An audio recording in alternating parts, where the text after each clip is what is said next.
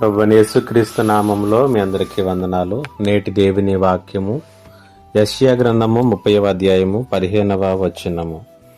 మీరు మరలి వచ్చి ఊరకుండుట వలన రక్షింపబడుదురు, మీరు ఊరుకుండి నమ్ముకునుట వలన మీకు బలము కలుగును.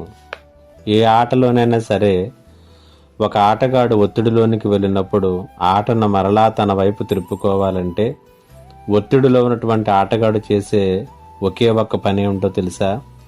ఆందోళన చెందకుండా, తొందరపడకుండా, శాంతముగాను స్థిమితముగాను కొంతసేపు నిలబడటమే. ఇది ఒక నైపుణ్యం కలిగినటువంటి ఆటగాని యొక్క విజయ రహస్యం. ఆటలోనే కాదు, జీవితంలో కూడా అంతే. అనేక మార్లు మనం మన యొక్క ప్రతికూలమైనటువంటి పరిస్థితుల్లో ఒత్తిడికి లోనవుతాం.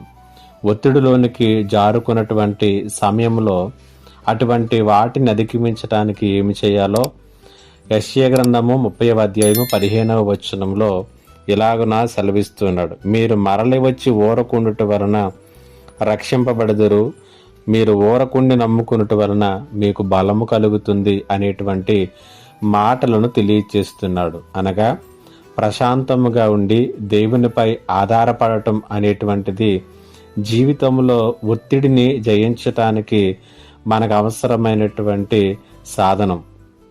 ఒత్తిడిని కలుగ చేస్తున్నటువంటి విషమ పరిస్థితులను విజయ సోపానములుగా అట్టివారు మార్చుకోగలుగుతారు. కాబట్టి నీవెప్పుడైనా ఏ పరిస్థితుల్లోనైనా ఒత్తిడిలోనికి జారుకుంటే ఈ ఒక్క పని చెయ్యి.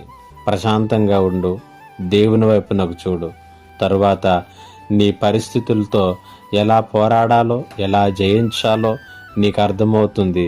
దేవుని సహాయము నీకు ఏ రీతిగా అందుతుందో నువ్వు చూడగలుగుతావు. పరిశుద్ధాత్మ దేవుడు ఈ మాటల చేత ఒత్తిడిని జయించే అధికమైనటువంటి శక్తిని ప్రతి విశ్వాసకిని అనుగ్రహించునుగాక. ఆమేన్. ప్రార్థన. మా గొప్ప దేవుడైన తండ్రి, నీకు వందనాలు.